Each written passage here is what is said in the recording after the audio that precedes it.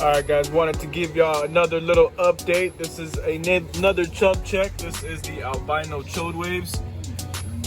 It's a little bit iffy on this tub. Hopefully it makes it. The grain spawn did have some spots that were kind of questionable. Looks like there might be some stuff going on here. Yep. Oh well, that was kind of expected. I'm gonna go ahead and take this one out. Yeah, fuck, that sucks. That sucks.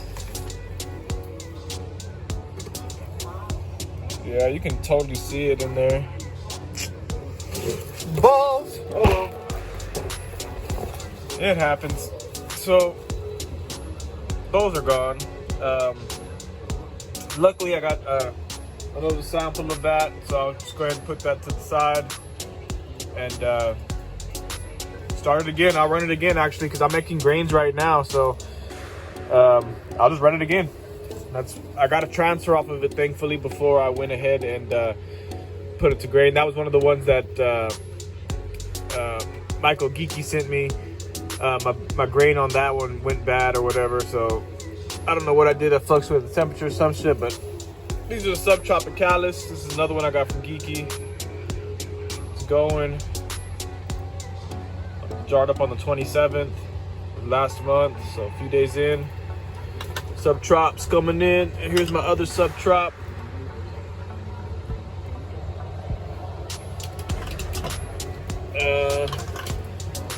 Here's some Jack Frost. Barely starting to reach out now. I just did this Stormtrooper today. I just did that Torque. It's an F7 cross. That's what it was labeled anyway. The Alicubenzi starting to make an appearance. Looks like. Oh, I'm sorry. Azaticorum starting to make an appearance. Cool. Very cool. All right. I already pulled out that Jack Frost. This is another Jack Frost. Don't see much going. Well, a little bit of stuff happening. Let's check this one. Same thing, a little bit of stuff happening. Check the far one. And we got some stuff happening.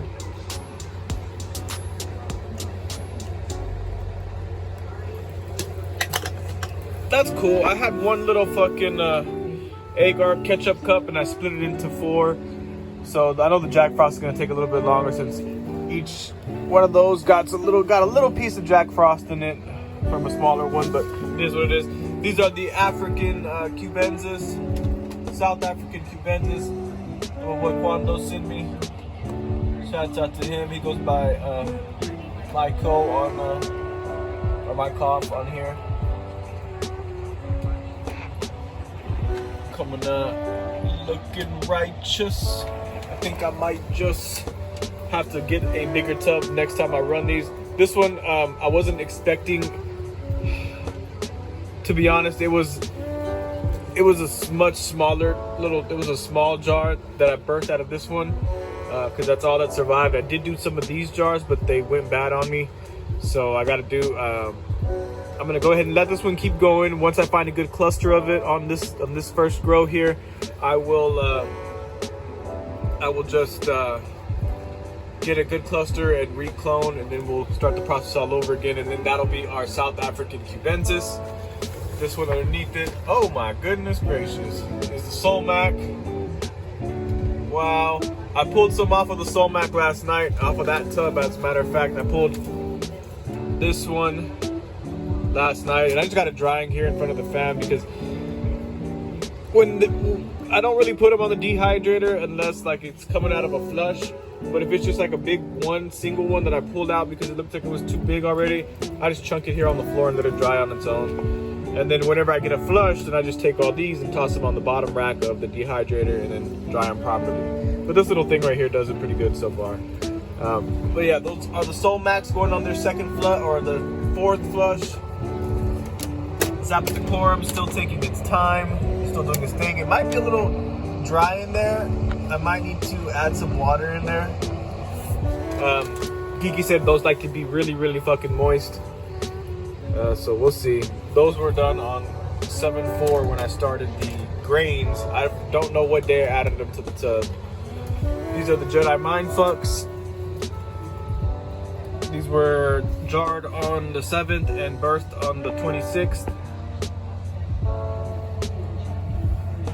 And they're going pretty good. They're going pretty good. See, this is why I like using these big ass chicken containers or whatever the fuck you want to call this thing. See, I just drill the holes on the side. Or not drill, I burn holes with the lighter and then I put the micropore tape on there. I like to use them because I can see every little thing about the grow, and then they clip in right here.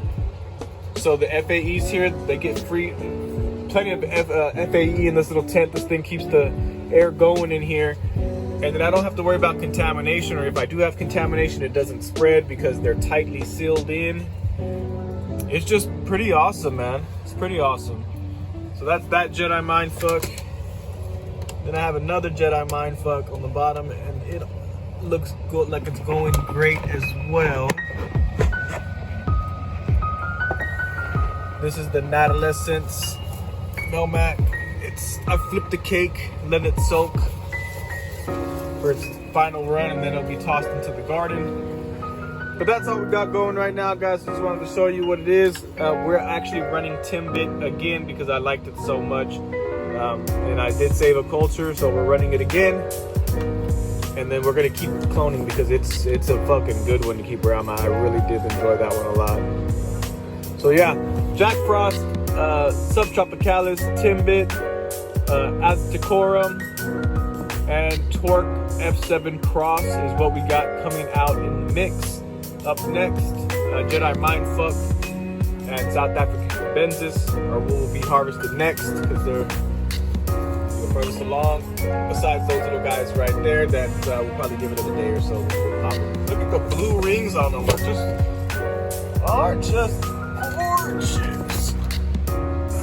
Solak. All right, guys. That's it. Much love.